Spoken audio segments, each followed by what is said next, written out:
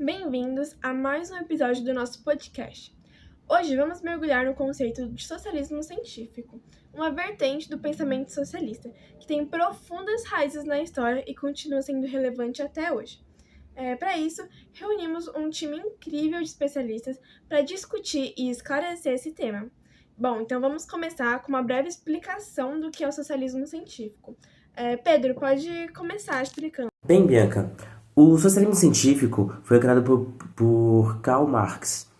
E, diferente do socialismo utópico, ele foi criado porque ele se baseia a estudar a realidade social e entender as desigualdades do capitalismo, em vez de apenas imaginar uma sociedade perfeita, que propõe à classe de trabalhadores se organize e lute para mudar o sistema.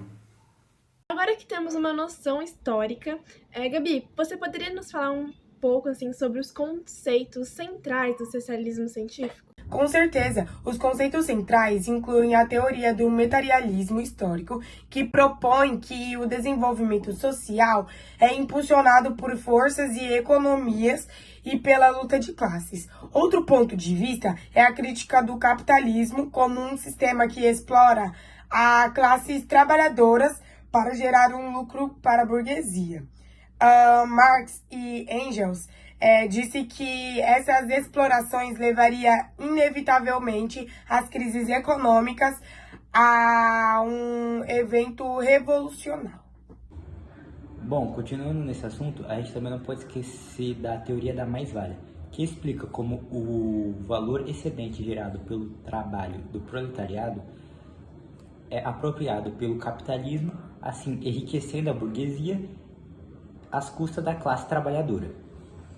Luiz, como essas teorias influenciaram movimentos sociais e políticos ao longo da história? Essas ideias elas foram fundamentais tanto para organizar o movimento operário, tanto para o surgimento de partidos socialistas e comunistas. E o socialismo científico, ele também, de alguma forma, ele serviu como uma base teórica para revoluções. Uma delas é a Revolução da Rússia, de 1917, que, além de ter acarretado nessa base teórica da Revolução da Rússia, ele influenciou também na política do bem-estar social e em debates de direitos trabalhistas. Exatamente. Até hoje a influência do socialismo científico é evidente em vários movimentos que lutam por justiça social, igualdade econômica e direitos dos trabalhadores. Mesmo com as críticas e adaptações que essas ideias sofreram ao longo dos anos, a essência da análise crítica ao capitalismo continua a ser profundamente relevante e impactante nos debates contemporâneos. Mas e no mundo de hoje, Lucas, como jovens e estudantes percebem o socialismo científico? Muitos jovens veem o socialismo científico como uma ferramenta para entender as desigualdades do mundo moderno. Há uma crescente interessante em revisitar essas teorias para propor soluções para problemas como a precarização do trabalho, a concentração de riquezas e a crise ambiental.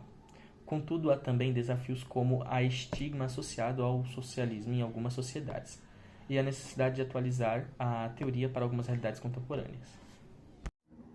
Agora eu queria ouvir de todos vocês como que o socialismo científico aparece no nosso cotidiano. Então, eu queria pedir, né, para cada um dar uma explicação ou um tópico para a gente poder entender melhor. Educação pública e gratuita. O acesso universal à educação básica gratuita reflete que a ideia de que todos devem ter a oportunidade igual de se desenvolver, independente da sua origem econômica, possam ter uma educação básica. Ou seja, todos devem ter uma educação básica e não só pelo fato de você estudar em uma escola particular, mas sim de você poder ter a aprendizagem básica nas escolas públicas.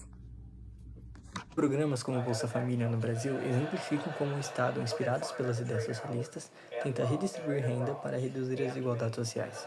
O socialismo científico critica o capitalismo por concentrar riqueza e perpetuar a exploração e vê essas políticas como uma forma de promover uma sociedade mais justa e equitativa, onde os recursos são distribuídos de maneira mais equilibrada e conforme as necessidades de cada um.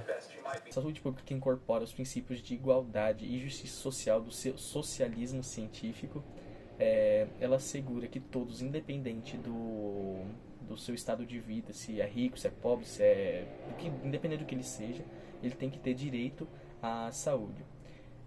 Essa perspectiva do acesso à saúde é um direito fundamental e o Estado tem dever de garantir atendimento médico para todo mundo.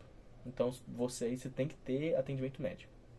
E ao eliminar essas barreiras financeiras ao cuidado, o sistema promove a inclusão social e reduz a desigualdade gerada pelo capitalismo, assegurando que até mesmo os mais pobres recebam tratamento adequado. Dessa forma, o sistema de saúde pública não só protege a dignidade humana, mas também avança a direção de uma sociedade mais justa e igualitária, que todos podem ter direitos. Os políticos sociais no cotidiano refletem a influência do socialismo científico. Isso significa que, mesmo sem perceber, as ideias socialistas permeiam muitas das discussões que temos sobre a questão sobre justiça social, igualdade da oportunidade e críticas às desigualdades econômicas. Por exemplo, quando alguém questiona a diferença entre um salário de executivos e de trabalhadores comuns, ou discute a necessidade de políticas para reduzir a pobreza. Esta é uma forma de trazer à tona temas centrais do socialismo científico. Esses debates incentivam a reflexão sobre a organização econômica e social da sociedade, promovendo a ideia de que as desigualdades devem ser reduzidas e que todos devem ter acesso a oportunidades iguais. Muito prazer, eu sou Vinícius Silvestre e vou falar um pouco sobre o que são movimentos sindicais. Movimentos sindicais, eles são basicamente organizações de trabalhadores baseados nas teorias de Karl Marx. Eles lutam contra a exploração capitalista e buscam não somente resoluções de problemas de forma imediata, mas também a transformação da nossa sociedade como um todo em direção ao socialismo. Esse grupo também promove bastante a ação coletiva, como as greves, e muitos dos apoiadores desse movimento sindicais, eles são de partidos comunistas, onde o objetivo final deles, o maior objetivo deles é a abolição completa do capitalismo como sistema econômico no mundo todo. Eles também têm uma função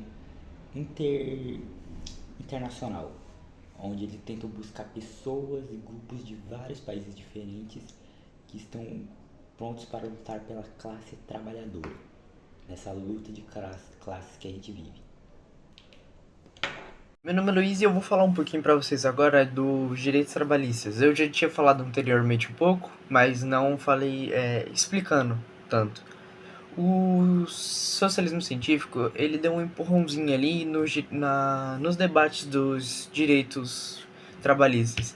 Como assim? Os direitos trabalhistas, antes, eles não eram tão eficazes, tão bons assim, eles nem existiam direito.